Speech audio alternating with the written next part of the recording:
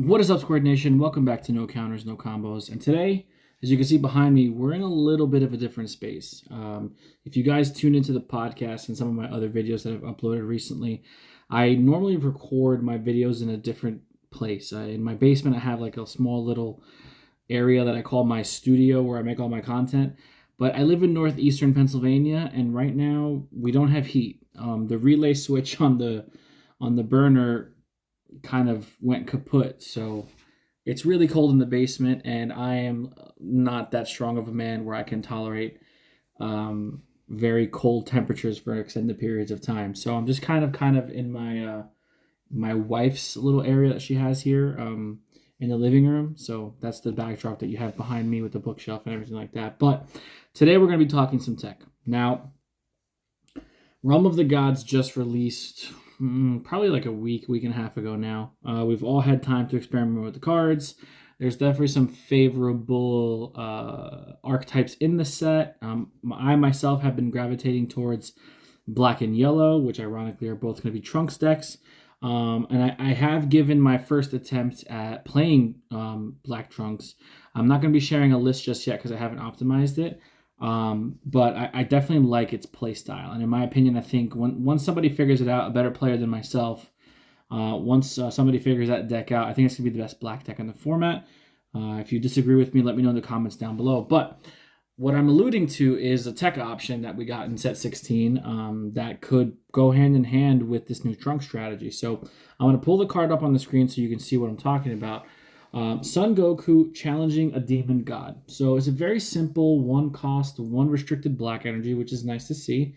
5k combo, 5k attack, auto when this card is played from your hand, draw one card. So it's very specific. Your basic one drop cantrip. It's going to draw you a card. You're going to go even turn one. But this card opens up a glorious amount of possibilities. And what I mean by that is, obviously, when you're playing a black deck, you're going to try to jam or efficiently jam in as much, thwarting the Dark Empire cards as you can, right? And you're going to need materials for, your SS3 thwartings and your SS4 thwartings. So prior to set 16 releasing, everybody's go-to combination was 4 of the one-drop Goku Xenos and 3 of the one-drop Vegeta Xenos, because obviously the super combo is also a fusion target. That was efficient early on. It was definitely the go-to, and then we did get the errata to give Goku the unique tag, so now you can only have 1 out on the board. Can't really spam out those aggressive 15k one-drops. Its effect is very good. Obviously, if your opponent's gonna go ahead and activate a counter, then they have to go ahead and choose one card in their hand and send to the warp. So that's not bad. And obviously, if you stack those, which is most likely why they gave it the unique tag, it could be pretty detrimental to your opponent. But I found that it wasn't enough, and maybe I'm just playing the deck wrong, or maybe I'm being too cautious as a player, but I didn't think 4 Goku targets and essentially 7 Vegetas, but you don't want to use 4 of them because they're your super combos. It didn't feel like a good amount. Now, if you're playing Gogeta Xeno itself, it might be a little different, but with Trunks, I feel like you might need a couple of more targets. So this is where challenging a demon god comes in. He's your basic one-drop cantrip, doesn't do anything fancy, but he is a Goku Xeno, and he is 5k, so his power level matches with your other 1k Vegeta, with your other one-drop Vegetas and your super combos. So it is another material target for SS3 and SS4 thwarting. But the other thing I've been experimenting with, which is going to lead me into my biggest point as to why I think this card is very slept on, the 30k Xeno Evolve Vegeta and Goku SS4s that we got a couple sets back go very synergistically with this card. And what I mean by that is, if you play this card out turn 1, it's going to replace itself. You're going to net a card. You're going to have a body on board. You can use it as a combo. You can let it sit there. Your opponent's not really going to deal with it because it's not going to do anything to them. And if they get rid of it, so what? You can always overwhelm later, or you could pitch it off to the leader, whatever it is. There's definitely a bunch of different scenarios for utility for this card. But if it sits, it's a 1-drop Goku, and if you get the 30k in your hand, it's a simple just pay 1 to Xeno Evolve. Now, Xeno Evolve is an older mechanic that we've had, I think, since set 3 or 4. But basically what it does is, instead of EX evolving where you're placing the card on top, what it's doing is it's sending the target that you're using as its evolved material to the warp and then playing a new card. So for 1 energy off this 1 Goku, you get a 30k swing. Now, he is a blocker, which is pretty good.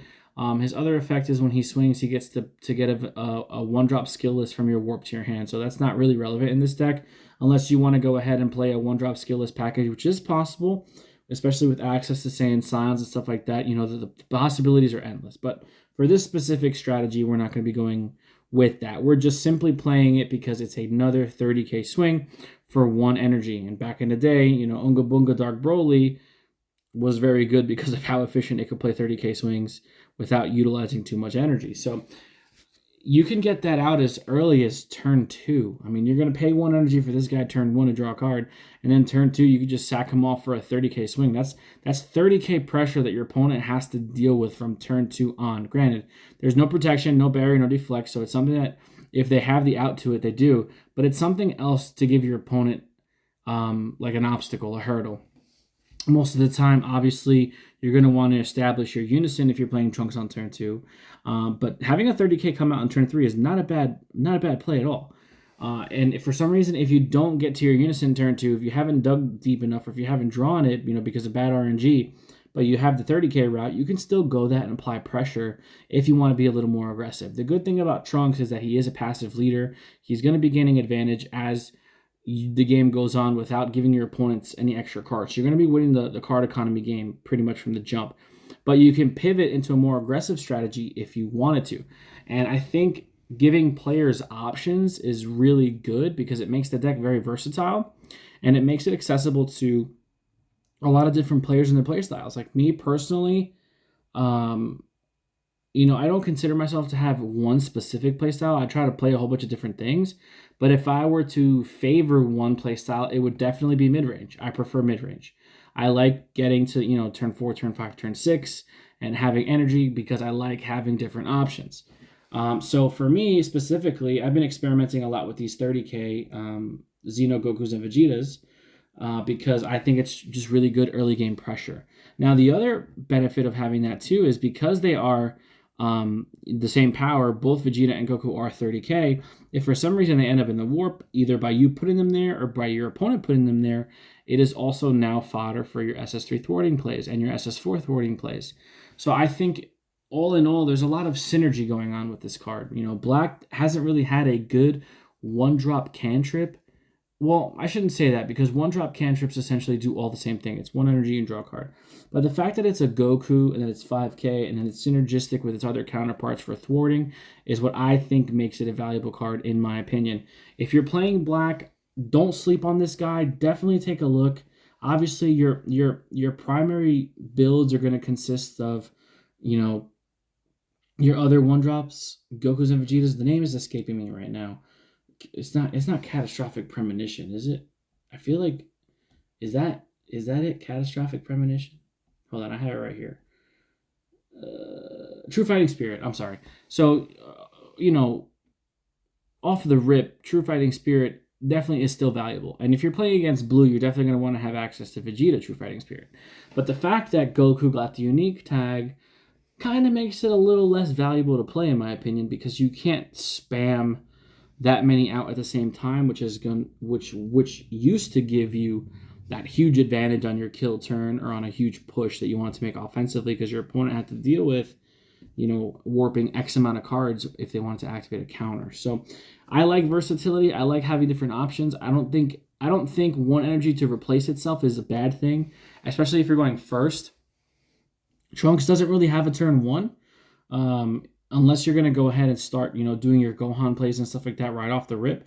Me, I'm a little more greedy, and I like to wait until I have my unison established to start playing stuff out of my warp. But then again, that's because I prefer to play a more mid-range. I'm not trying to kill my opponent, you know, quickly. I don't want to commit so much early and then run out of steam and not be able to play the long game. So In my opinion, I don't think it's a bad thing to take a look at. For newer players who don't have access to older cards, this is definitely a good step in the right direction for them to have Goku targets for the thwarting plays. But let me know what you guys think in the comments down below. Do you think I'm crazy? Do you think there's some merit to what I'm saying? Have you experimented with it all? Have you had any success with it? I want to give a quick shout out to my boy Matt Manning and, of course, Nate. I believe they're going to be attending the DBS Fest this weekend in the Midwest, so shout out to them. And, hopefully they have a good experience, good plays, but obviously I want them to remain safe and come back home in one piece. So don't forget to like, share, subscribe, and please hit the notification bell so you can stay up to date with everything No Counters, No Combos. We really do appreciate the support, and we'll see you guys in the next video. Be there or be squared.